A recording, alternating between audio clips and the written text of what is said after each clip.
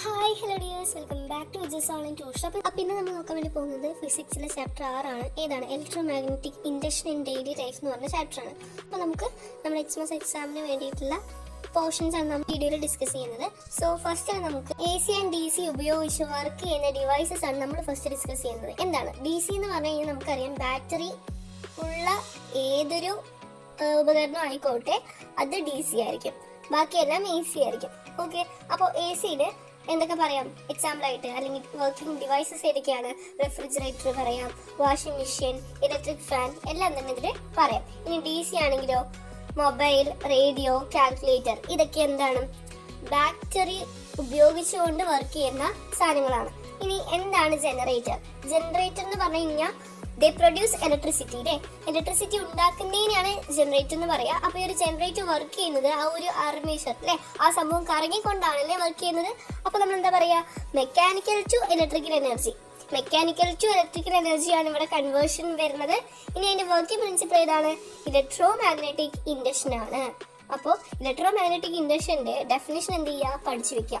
അപ്പോൾ working principle ഏതാണെന്ന് ചോദിച്ചു കഴിഞ്ഞാൽ ഇത് എഴുതുക, അതേപോലെ അതിന്റെ ഡെഫിനേഷനും കൂടി എഴുതി കഴിഞ്ഞ് കഴിഞ്ഞാൽ നമുക്ക് 1 മാർക്കിന് ക്വസ്റ്റൻ ആണെങ്കിൽ ഫുൾ 1 മാർക്കിന് കിട്ടും. അതല്ലാന്നുണ്ടെങ്കിൽ ചില ടീച്ചേഴ്സ് ഹാഫ് മാർക്ക് കുറയ്ക്കും. ഇനി AC ആൻഡ് DC ജനറേറ്ററിന്റെ ഫീച്ചേഴ്സ് ആണ് നമുക്ക് നോക്കാനുള്ളത് അല്ലെ. ഒന്നാമത്തെ AC-യിൽ വന്നിട്ടുള്ള സ്ലിപ്പ് റിംഗ് ആണ്, ആൻഡ് DC-യിൽ വന്നിട്ട് സ്പ്ലിറ്റ് റിംഗ് ആണ്. അപ്പോൾ ആകെ ഒരൊറ്റ വ്യത്യാസമുള്ളൂ. എന്താണ് വ്യത്യാസം? ഈ റിംഗിന്റെ മാത്രമേ അവിടെ എന്തുള്ളൂ? വ്യത്യാസമുള്ളൂ. അപ്പോൾ സ്പ്ലിറ്റ് റിംഗ് എന്താ ചെയ്യുന്നത്? AC-നെ DC കറണ്ട് ആയിട്ട് മാറ്റുന്നു.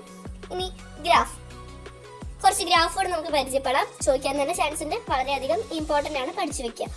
ദെൻ AC ജനറേറ്ററിന്റെ ഔട്ട്പുട്ട് ആണ് നമുക്ക് ഒന്നാമത്തെ ഉള്ളത്. എങ്ങനെയാണ്? ഇങ്ങനെ പോയി അല്ലെ, ഇങ്ങനെയാണ് അതിന്റെ ഔട്ട്പുട്ട്. ഇനി DC ജനറേറ്ററിന്റെയോ ഇങ്ങനെ പോയി ഇങ്ങനെ.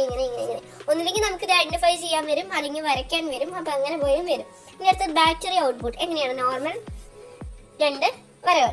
ഇനി structural difference between AC and DC, ഇതാണ് ഇമ്പോർട്ടന്റ്. നമുക്കിപ്പോ തൽക്കാലം ഇതുവരെ മതി. ജനറേറ്റർ വരെ ചോദിക്കുള്ളൂ, എക്സ്ട്രാ ടോപ്പിക് ഉണ്ടെങ്കിൽ ചെയ്യാം. ഇനി structural difference between AC and DC ആണ് നമ്മൾ നോക്കുന്നത്.